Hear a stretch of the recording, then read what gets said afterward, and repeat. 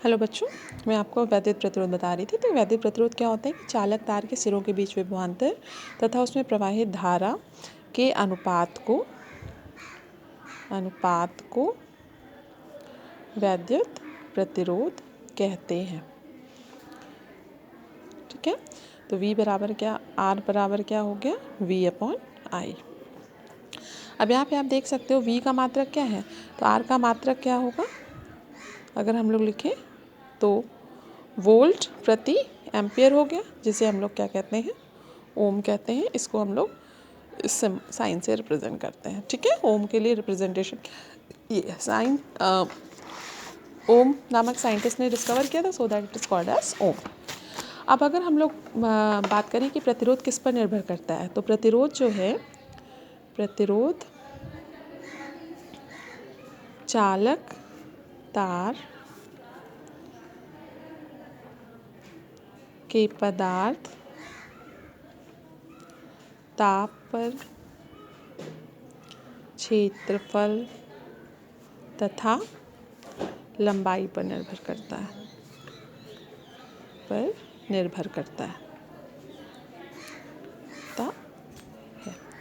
यानी अगर चालक तार का ताप बदलेगा तो प्रतिरोध बदल जाएगा, पदार्थ बदलेगा तो प्रतिरोध बदल जाएगा, क्षेत्रफल बदलेगा तो प्रतिरोध बदल जाएगा, और लंबाई बदलेगी तो प्रतिरोध बदल जाएगा।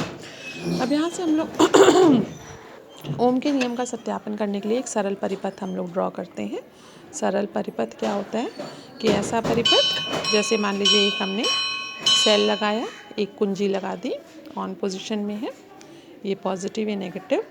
एक हमने एमीटर लगा दिया, इसके साथ हमने एक रेजिस्टेंस लगा दिया, रेजिस्टेंस के साथ हमने वोल्टमीटर समांतर क्रम में लगा दिया, ये प्लस, ये माइनस, ये आर हो गया।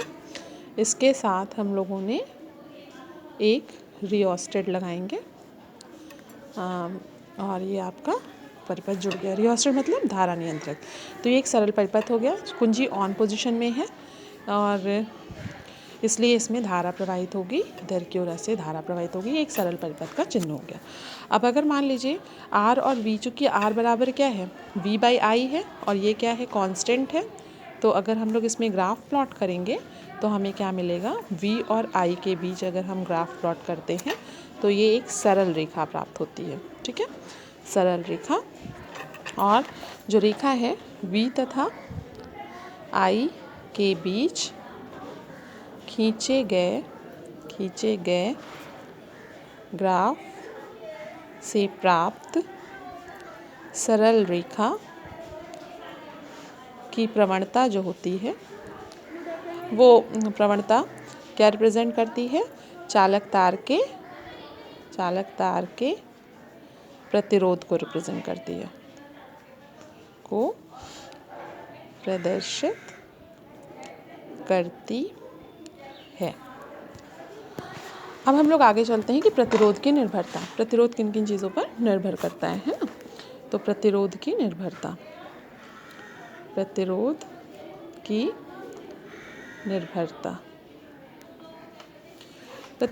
नंबर 1, प्रतिरोध जो है चालक तार की लंबाई पर, यानी R प्रोपोर्शनल टू L होता है, अनुक्रमानुपाती होता है।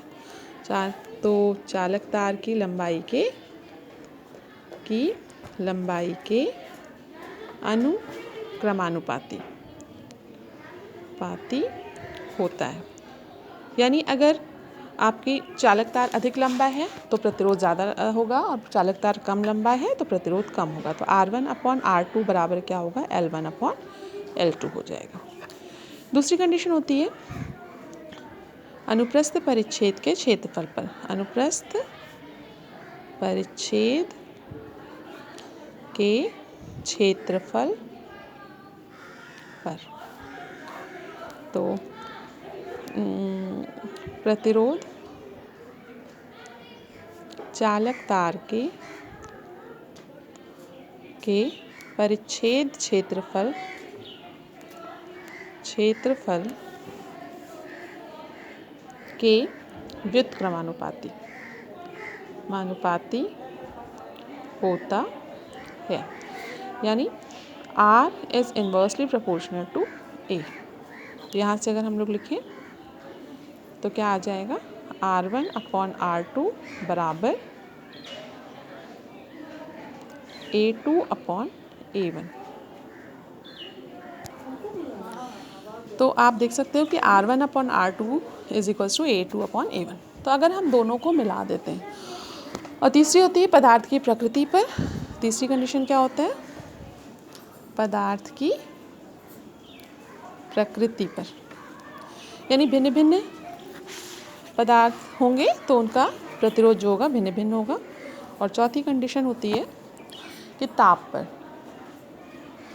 प्रतिरोध जो होता है, चालक तार का जो प्रतिरोध है, चालक तार का प्रतिरोध ताप के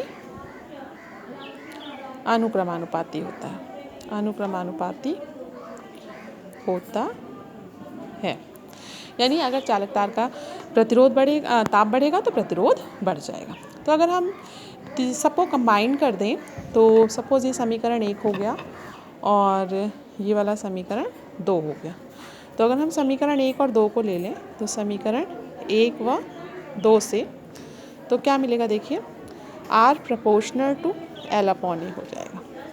अब प्रोपोर्शनलिटी हटाएंगे, इक्वलिटी लाएंगे, तो यहाँ पे एक कांस्टेंट यूज़ करेंगे रो L/A, जहाँ रो क्या है, एक नियतांक है, तांक है जिसे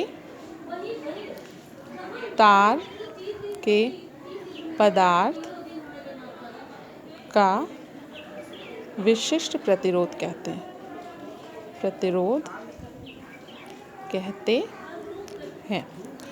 अब यहाँ से विशिष्ट प्रतिरोध देखें तो अगर हम परिभाषित करेंगे तो विशिष्ट प्रतिरोध क्या होगा, विशिष्ट प्रतिरोध, विशिष्ट प्रतिरोध जो होता है वो रो बराबर R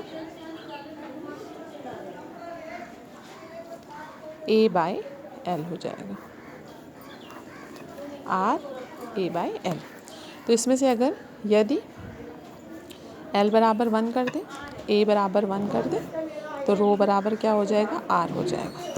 यानी अगर एकांक लंबाई लेते हैं, एकांक क्षेत्रफल लेते हैं तो उस तार का प्रतिरोध जो होगा वो विशिष्ट प्रतिरोध कहलाएगा। तो कहेंगे एकांक लंबाई तथा एकांक परिच्छेद के क्षेत्रफल वाले चालक तार का प्रतिरोध जो होता है, प्रतिरोध तार के पदार्थ का विशिष्ट प्रतिरोध कहते हैं, विशिष्ट प्रतिरोध कहते हैं। तो अब आप यहाँ पे देख सकते हो कि चालक तार का जो विशिष्ट प्रतिरोध हुआ यहाँ पे, तो यहाँ पे आपके पास क्या हो जाएगा कि इसका जो मात्रक हम लोग लिखते हैं तो मात्रक क्या मिलेगा आपका, देखिए R यानी ओम, मीटर स्क्वायर अपॉन मीटर, तो ओम मीटर या ओम सेंटीमीटर होगा। ये केवल जो है विशिष्ट प्रतिरोध जो है केवल चालक तार के पदार्थ पर निर्भर करता है, निर्भर करता है। यानी अगर लंबाई और क्षेत्रफल अलग अलग होगा तो उससे हमारा कोई फ़र्क नहीं पड़ेगा। अगर एक ही पदार्थ का हम लेते हैं, कंसिडर करते हैं भिन्न भिन्न चालक लंबाई और भिन्न भिन्न क्षेत्रफल वाले तार, तो उनका जो प्रतिरोध होगा, विशिष्ट प्रतिरोध जो होगा वो क्या होगा, एक समान रहेगा। तो अब इसको हम लोग आगे कंसिडर कर सकते हैं जब हमारे पास रो का मान आ गया। अब यहाँ पे हम लोग चालकता, विशिष्ट चालकता की बात करें तो चालकता क्या होती है, इसको हम लोग एस से रिप्रेजेंट करेंगे। तो चालकता जनरली विद्युत प्रतिरोध के व्युत्क्रम को हम लोग कह सकते हैं कि विद्युत चालकता कहते हैं। तो वैद्युत प्रतिरोध के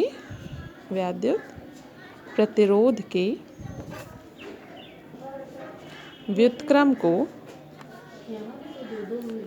वैद्युत चालकता कहते हैं।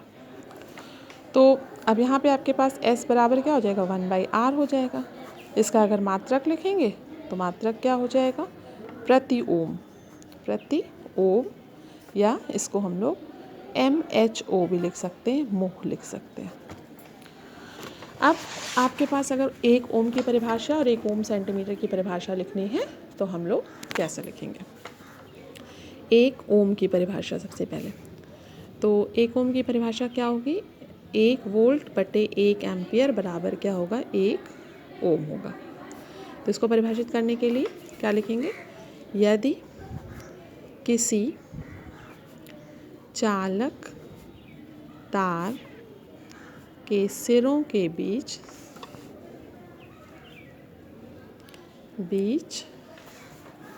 1 वोल्ट विभवांतर उत्पन्न करने पर उसमें प्रवाहित धारा 1 एम्पियर हो तो उस चालक तार का प्रतिरोध 1 ओम होगा। अब आप देख सकते हो कि अगर मान लीजिए हम 1 ओम तो हो गया, अब 1 ओम मीटर या 1 ओम सेंटीमीटर की परिभाषा लिखने को कहें तो हम लोग क्या लिखेंगे,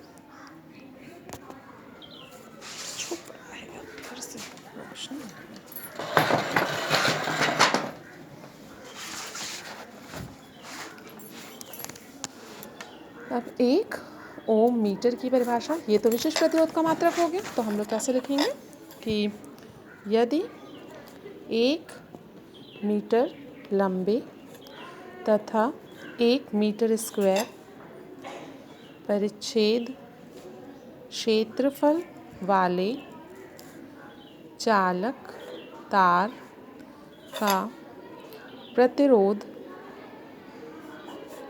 1 ओम हो तो उसका विशिष्ट प्रतिरोध कितना होगा, 1 ओम मीटर होगा। अब आता है सेल का आंतरिक प्रतिरोध। बच्चों सेल में भी प्रतिरोध होता है जो कि आंतरिक प्रतिरोध कहलाता है, तो हम लोग लिख सकते हैं सेल का आंतरिक प्रतिरोध। सेल का आंतरिक प्रतिरोध को स्मॉल r से रिप्रेजेंट करेंगे हम लोग। तो सेल के भीतर क्या होता है, विद्युत अपघट्य होता है, तो सेल के भीतर उपस्थित विद्युत अपघट्य द्वारा धारा के प्रवाह में आई रुकावट को सेल का आंतरिक प्रतिरोध कहते हैं। अब ये किन किन चीज़ों पे निर्भर करता है हम लोग ये देख सकते हैं कि नंबर 1 R जो है वो विद्युत अपघट्य की सांद्रता के अनुक्रमानुपाती होता है। विद्युत अपघट्य की सांद्रता के अनुक्रमानुपाती होता है। मतलब जितना ज़्यादा सांद्र विलयन होगा उसका इंटरनल रेजिस्टेंस जो होगा, आंतरिक प्रतिरोध जो होगा उतना ही ज़्यादा होगा, और अगर जितना डाइल्यूट विलयन होगा उसका उतना ही कम होगा। दूसरा, इलेक्ट्रोडों के बीच की दूरी के भी अनुक्रमानुपाती होता है। R इलेक्ट्रोडों के बीच की दूरी के बीच की दूरी के अनुक्रमानुपाती होता है। इलेक्ट्रॉनों के बीच जितनी ज़्यादा दूरी होगी उतना ही टाइम विलयन में से होकर के जाने में लगेगा आवेशों को, तो उससे उतना ही ज़्यादा क्या होगा, प्रतिरोध एक्सर्ट होगा। और तीसरी कंडीशन होती है कि इलेक्ट्रोडों जितना भाग इलेक्ट्रोड में विद्युत अपघट्य में डूबा रहेगा, जितना ज़्यादा भाग डूबा रहेगा उतना कम आंतरिक प्रतिरोध होगा। तो हम कह सकते हैं कि विद्युत अपघट्य में डूबे, विद्युत अपघट्य में डूबे इलेक्ट्रोड्स के क्षेत्रफल के व्युत्क्रमानुपाती होता है। मतलब जितना ज़्यादा भाग डूबा रहेगा उतना कम होगा, जितना कम भाग डूबा रहेगा उतना ज़्यादा होगा। अब बच्चों इसके आगे हम लोग कंटिन्यू करेंगे कि सेल विद्युत प्रतिरोध का हम लोग संयोजन करेंगे, प्रतिरोधों के संयोजन। तो लास्ट पॉइंट है ये, प्रतिरोधों का संयोजन। अब मार्केट में जो हमें प्रतिरोध मिलेंगे वो एक पर्टिकुलर, जैसे नोट होती है तो नोट में आपका क्या होता है, 1 रुपये की मिलती है, 2 रुपये की मिलती है, 5 रुपये की मिलती है, 10 रुपये की मिलती है, 20 रुपये की मिलती है, 50 की मिलती है, 100 की मिलती है, 200 की मिलती है, 500 की मिलती है। अब आप 2000 की मिलती है। अब आपसे कहें कि अगर हमें 750 रुपये चाहिए तो आप क्या करोगे, 500 की ले लोगे, 200 की ले लोगे, 50 की ले लोगे। 758 रुपये चाहिए तो 8 रुपये और ले लोगे, 5 और 3 या 1 के सिक्के ले लोगे। तो इस तरह से देखिए तो हर मान, अब 758 रुपये की नोट नहीं आती, वैसे ही प्रतिरोध भी जो होते हैं हर मान के नहीं मिलते हैं, कुछ स्पेशल मान के ही मिलते हैं। तो अब हम उसके लिए अगर हमें, पर हम उस जो भी मान के प्राप्त होते हैं उससे हम हर मान के प्रतिरोधों को बना सकते हैं। तो उसके लिए हमें प्रतिरोधों को जोड़ना पड़ता है। तो जोड़ने के लिए हमारे पास 2 क्रम होते हैं। एक होता है श्रेणी क्रम। श्रेणी क्रम, जैसे आप लोग चेन बनाते हो ना, मान लो 10 लड़कियां एक साथ खड़ी होनी है तो 10 लड़कियों में एक दूसरे का हाथ पकड़ के 1 बाय 1 एक चेन बना लीजिए, तो वो श्रेणी क्रम हो गया।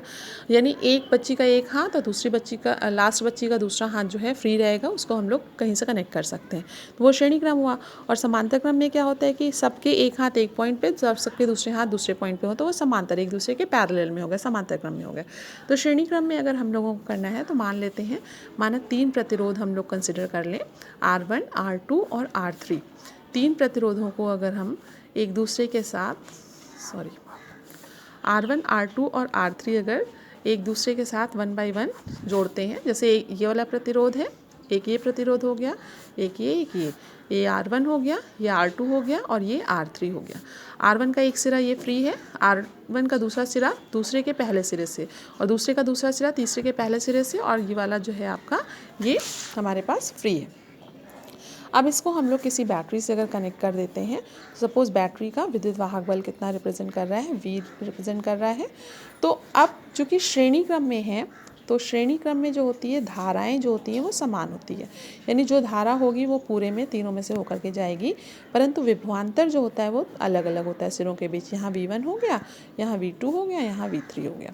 तो इसको आपको ध्यान में रखिए कि जब श्रेणी क्रम कंडीशन होगी तो श्रेणी क्रम में जो होता है V अलग होता है और I जो है वो समान होता है, और समांतर क्रम में जो होगा वो क्या होगा, I जो होगा वो अलग अलग होगा और V जो होगा वो समान होगा। ठीक है ना, विभवांतर आपका सेम होगा। तो इसमें हम लोग कंसिडर कर रहे हैं कि माना R1, R2 तथा R3, तो हम लोग लिखेंगे कैसे, माना R1, R2 तथा R3 3 प्रतिरोध श्रेणी क्रम में जोड़े गए हैं। इनके सिरों के बीच विभवांतर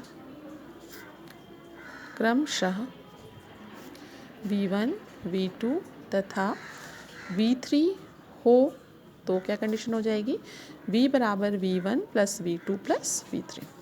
अब चूँकि ओम का नियम हमने पढ़ा है, V बराबर IR होता है, तो V1 बराबर क्या हो जाएगा IR1, V2 बराबर क्या हो जाएगा IR2 और V3 बराबर क्या हो जाएगा IR3। यहाँ रख दें तो IR बराबर IR1 plus IR2 plus IR3। श्रेणी क्रम में है, श्रेणी क्रम में धारा सब में समान रहेगी। I into R, I common ले लें, R1 plus R2 plus R3। अब यहाँ से I कट गया तो R बराबर क्या मिल गया, R1 plus R2 plus R3। तो इस तरह से हमने देखा R जो होगा तो श्रेणी क्रम में जुड़े प्रतिरोध जो होंगे, प्रतिरोधों का योग जो है वो तुल्य प्रतिरोध के बराबर होता है।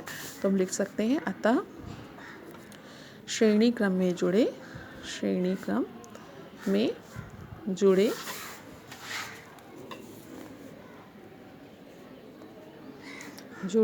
प्रतिरोधों का तुल्य प्रतिरोध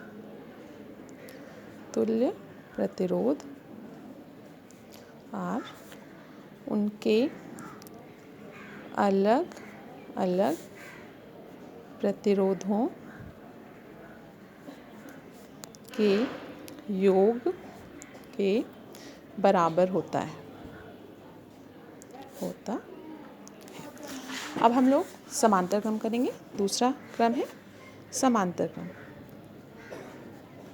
अच्छा, समांतर क्रम में, श्रेणी क्रम में जो है हमें ज़्यादा वाले से भी अधिक प्रतिरोध प्राप्त होता है, और समांतर क्रम में क्या होता है कि कम वाले से भी हमें कम प्रतिरोध प्राप्त होता है अगर समांतर क्रम में हम लोग जोड़ रहे हैं। इस पर बेस्ड न्यूमेरिकल हम लोग अपने नेक्स्ट टर्न पे करेंगे। आज हम ये चैप्टर कंप्लीट करेंगे। अब समांतर क्रम में मान लेते हैं, माना 3 प्रतिरोध हैं। देखिए, तीनों प्रतिरोधों के R1, R2 और R3, तीनों के एक सिरे बिंदु A से जुड़े हुए हैं, तीनों के दूसरे सिरे बिंदु B से जुड़े हुए हैं। अब इसको हमने किसी बैटरी से जोड़ दिया। विभवांतर V है प्लस माइनस, तो सबके सिरों के बीच विभवांतर V हो गया। सपोज इसमें धारा I प्रवाहित कर रहे हैं, तो यहाँ पे जाके 3 भागों में डिवाइड हो जाएगी, I1, I2, I3, और वापस से फिर से यहाँ पे I आ जाएगी। तो हम लोग लिखते हैं, माना 3 प्रतिरोध R1, R2 तथा R3 समांतर क्रम में जोड़े गए हैं यदि इनमें प्रवाहित धारा I1, I2 तथा I3 हो, तो I बराबर क्या हो जाए, कुल धारा I1 plus I2 plus I3 हो जाएगा। अब आप यहाँ से देखिए, चूँकि V बराबर क्या है, IR है, तो I बराबर क्या हो जाएगा, V अपॉन R हो जाएगा। I1 बराबर क्या होगा, V अपॉन R1, क्योंकि V कांस्टेंट है। I2 क्या होगा, V अपॉन R2, और I3 क्या होगा, V अपॉन R3। अब हम यहाँ पे सब्स्टिट्यूट करेंगे तो क्या मिलेगा, इसलिए V अपॉन R बराबर V upon R1 plus V upon R2 plus V upon R3। अब आप देखिए, V तो हमने लिया 1 अपॉन R हो गया, यहाँ से V कॉमन लेंगे, 1 upon R1 plus 1 upon R2 plus 1 upon R3। यहाँ से V कट गया, तो हमें क्या प्राप्त हो, 1 अपॉन R बराबर 1 upon R1 plus 1 upon R2 plus 1 upon R3। तो आप ये देख सकते हो क्या मिलेगा हमें कि समांतर क्रम में जुड़े प्रतिरोधों का जो तुल्य प्रतिरोध है, तुल्य प्रतिरोध का जो व्युत्क्रम है, वो अलग अलग प्रतिरोधों के व्युत्क्रमों के योग के बराबर है। तो लिख सकते हैं, अतः समांतर क्रम में जुड़े प्रतिरोधों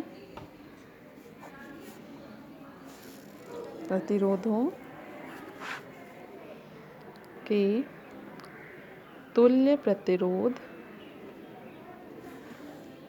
का व्युत्क्रम उनके अलग अलग प्रतिरोधों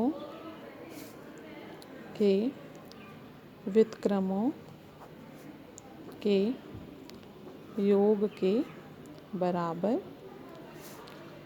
होता है। तो बच्चों, ये आपका आज चैप्टर ख़त्म हो गया है। इसको आप लोग अच्छे से पढ़ लीजिएगा, फिर उसके बाद इसके एक्सरसाइज जो हम लोग अपनी नेक्स्ट क्लास में करेंगे। ओके बच्चों, thank you, have a nice day. और 2 वीडियोज़ हैं, दोनों वीडियोज़ को साथ में देखिएगा। ओके बच्चों।